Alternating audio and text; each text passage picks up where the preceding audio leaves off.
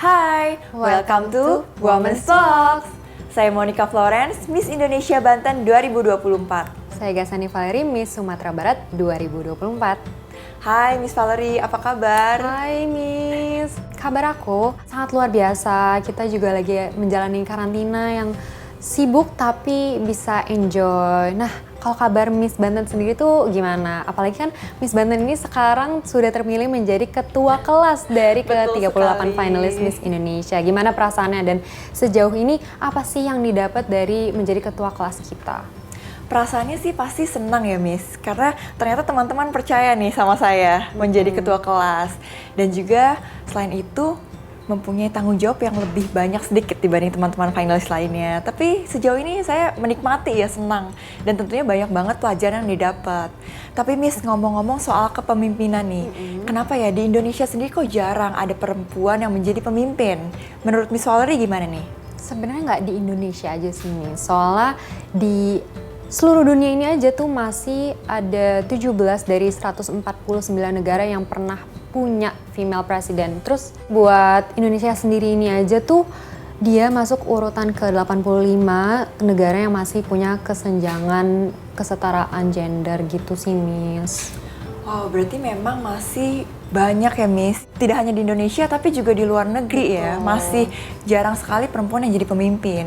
Nah kira-kira Miss, menurut Miss, kenapa ya alasannya nih jarang ada perempuan yang berani untuk menjadi pemimpin? Nah, untuk alasannya sih saya pernah memikirkan ini dan berdiskusi juga sama teman-teman saya.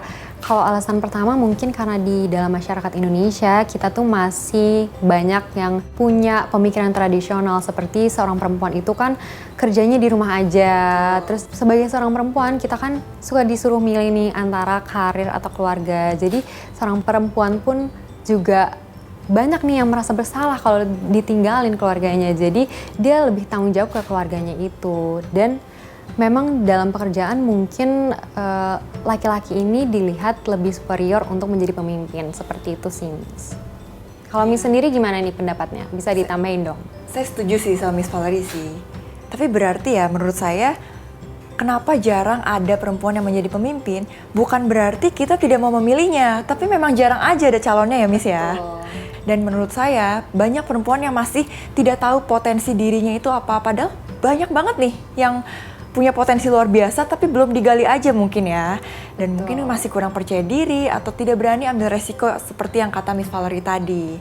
Nah, betul banget sih. Saya juga setuju dengan hal itu karena padahal nih Miss, banyak banget tokoh-tokoh di luar sana perempuan tangguh dan hebat yang sudah berhasil nih menunjukkan bahwa seorang perempuan itu tuh bisa juga menjadi seorang pemimpin Miss.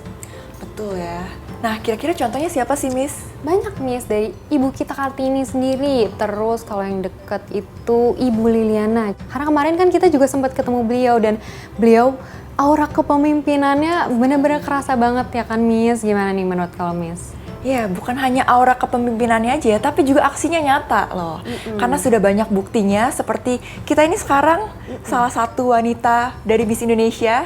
Dan saya percaya sih banyak banget wanita Indonesia yang sebelumnya mengikuti Miss Indonesia juga sudah menjadi pemimpin atau bahkan sudah mempunyai bekal untuk menjadi pemimpin. Nah, Miss, ngomong-ngomong tentang Miss Indonesia nih, kan selama di karantina ini kita juga diajarkan tentang leadership nih. Apa sih yang Miss dapat dari pelajaran leadership di Miss Indonesia dan juga mungkin ada pengalaman tentang leadership yang bisa disambung-sambungin? Coba Miss jawab.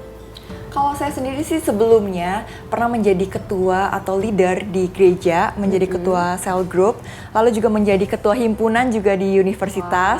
Dan di Miss Indonesia sendiri saya dipercaya menjadi ketua kelas juga. Jadi banyak sekali pelajaran yang saya dapatkan. Dan saya percaya bukan saya aja nih yang mendapatkan pelajaran menjadi seorang pemimpin, tapi juga ke-38 finalis kita semua tuh mendapat pelajaran yang sama. Karena memang materi-materi dan juga kelas-kelas yang diberikan itu benar-benar mempersiapkan kita untuk menjadi pemimpin di masa yang akan datang. Betul.